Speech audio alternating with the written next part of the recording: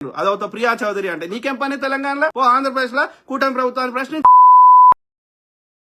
కమ్మదీడు వచ్చి ఏమో సంకన వాళ్ళకి ఏం పని లేదు పట్టలేదు. వాళ్ళు నాశనం అవుతారు. ఈ మంచిగున్నోడు నాశనం కావాలి. ఇదే ఎక్కడ సంపద ఉంటే అది దోసుకోవాలి. ఈ నైజాం ఈ తుర్కోలేదని వీడికి రాలే ఆంధ్రోళ్ళు. మళ్ళీ ఎందుకు వస్తుండ్రా? మీకేం పని రా? దోసుకోవాలి, ఇక్కడ దోసుకోవాలి కదా. ఇక్కడ మా నిజాం గారు ఇక మంచిగా అన్ని చేసి పెడితే అవి దోసుకోవాలి. 2000 చెరువులు ఉంటే సంఖ నాకిచ్చిర్రు, 2000 పార్కులు ఉంటే సంఖ నాకిచ్చిర్రు తెలంగాణని. కొట్లాడి తెచ్చుకుంటే ఇప్పటికే వదులుతలేరు జబ్బు నా కొడుకులు. పెట్టుకోపోండి సినిమా ఇండస్ట్రీని విశాఖపట్నంలో.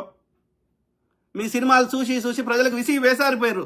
మీ కోస్తా మీ యొక్క గోదావరి జిల్లాల స్లాంగ్ కానీ, మీ రాయలసీమ స్లాంగ్ కానీ.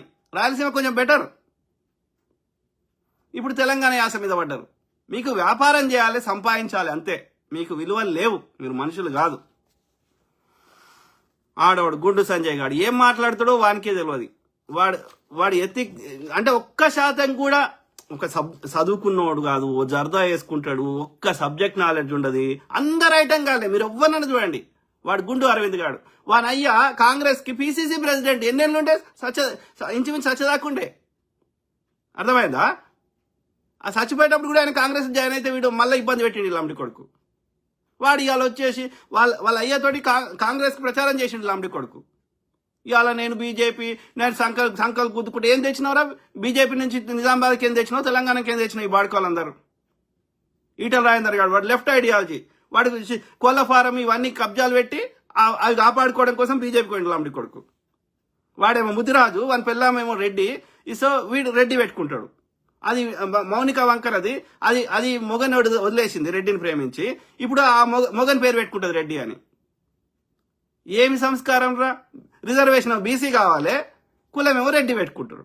ఏమి సంస్కారం రా ఇది? మీ బతుకులు. ఒక ఆత్మగౌరవం లేదు, ఒక ఆత్మ సంతృప్తి లేదు, ఒక సెల్ఫ్ రెస్పెక్ట్ లేదు. ఇప్పుడు నేను నీకు అబద్ధం చెప్తా, ఇంకో మూడో వ్యక్తికి అబద్ధం చెప్తా. కానీ నా ఆత్మకు నాకు అబద్ధం చెప్పుకుంటే ఆ బతికెందుకురా? ఆ బతుకుండి చచ్చినట్టు జీవోత్సవాలు.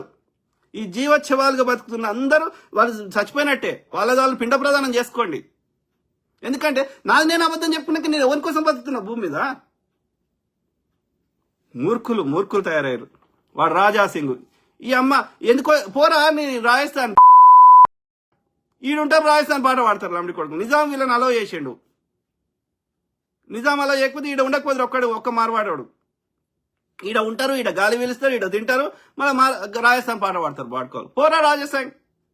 కత్తి పట్టుకొని బెదిరిస్తే ఎవరినిరా బెదిరించేది? భూమి మీద పుట్టింది కత్తులు కాదురా పట్టుకోవాల్సింది, కళలు, పుస్తకాలు, నాలెడ్జ్. అర్థమైందా? జ్ఞానం.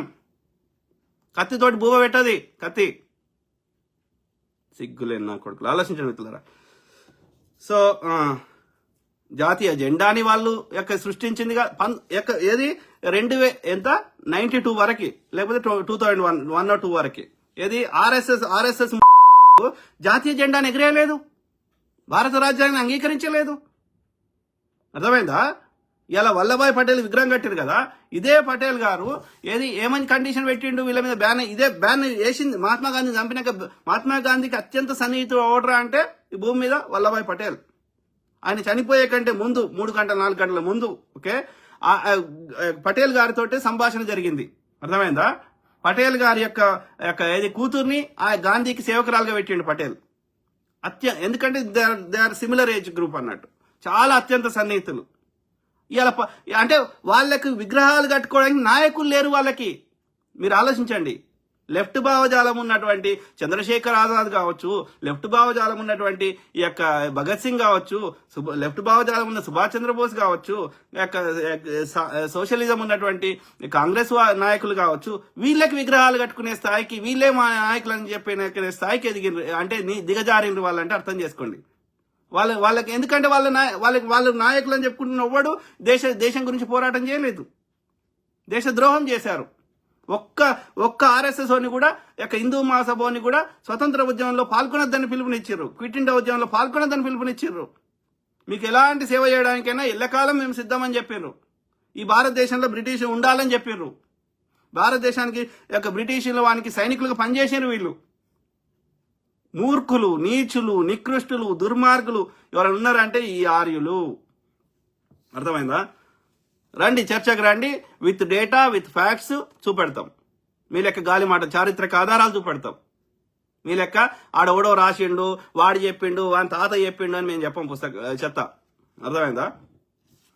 అట్లాంటి వాళ్ళంట ఇవాళ దేశభక్తులంట. వందే మాతరం అని వాడు చెప్పలే, భరతమాత అని వాడు చెప్పలే. ఎంత బాధపడ్డాడో గాంధీ గారు. ఆ జిన్నా గారిని బతిలాడిండు, నెత్తినోరు కొట్టుకున్నాడు, ఎన్నోసార్లు కలిసిండు, వద్దురా కలిసిందాంరా అని. కానీ అది వాడు బ్రిటిష్ వాడు పెట్టిన ఆ చిచ్చుకి ఈ భారతదేశంలో మేము ఎన్నేళ్ళున్నా మాకు ఇది ఈక్వాలిటీ ఉండదని ఆయన మాకు స్వాతంత్ర దేశం కావాలని ఆయన మొండి పట్టుబట్టిండు జిన్నా. ఓకే, విధి లేని పరిస్థితులలో ఒప్పుకోవాల్సి వచ్చింది. దీనికి వానికి బ్లైండ్ గా సపోర్ట్ చేసింది ముస్లిం లీగ్ తోటి బెంగాల్లో గవర్నమెంట్ ఫామ్ చేసింది ఎవడు? ఈ ముండా కొడుకులే. నార్త్ వెస్ట్ ఫ్రంటియర్ ప్రావిన్స్ అనేటువంటి సింధు బెలూచిస్తాన్ లో, అదేవిధంగా ఈ అవిభాజిత బెంగాల్లో గవర్నమెంట్ ముస్లిం లీగ్ తో కలిసి గవర్నమెంట్ ఫామ్ చేసిన చెప్పండి 1946లో. ఇదే హిందూ మహాసభ, ఇదే ఆర్ఎస్ఎస్, ఇదే బీజేపీ. వాళ్ళు ఇవాళ హిందువులకో దేశం కావాలి, ముస్లింలకో దేశం కావాలని 2 నేషన్ థియరీని ప్రతిపాదించిందే. ఇవాళ వచ్చేసి వాళ్ళు దేశభక్తికి పాఠాలు చెప్తే ఎవరి చెవులలో తామర పూలు పెడతారు? ఎన్నేళ్ళు పెడతారు? సిగ్గుశరం ఉండాలి. చరిత్ర మీద బురద అల్లడము, లేకపోతే ప్రతి దగ్గరికి మతాన్ని తీసుకురావడము, లేదంటే ప్రతిపక్ష నాయకుల మీద బురద అల్లడము, దేశ ప్రజల మీద బురద అల్లడము, ఎవడు ప్రశ్నిస్తే వారి మీద బురద అల్లడము. పరిపాలన అంటే అందరికీ కావాల్సినవి వాళ్ళ డిమాండ్లు నెరవేర్చడము, న్యాయంగా పరిపాలన చేయడం, వాళ్ళని ఇబ్బంది పెట్టడం కాదు. ప్రశ్నించిన వాళ్ళని చెడ్డ నా కొడుకు తిడతాం, బరాబర్ తిడతాం. ఆలోచించండి మిత్రులారా, మీ కామెంట్స్ చదువు.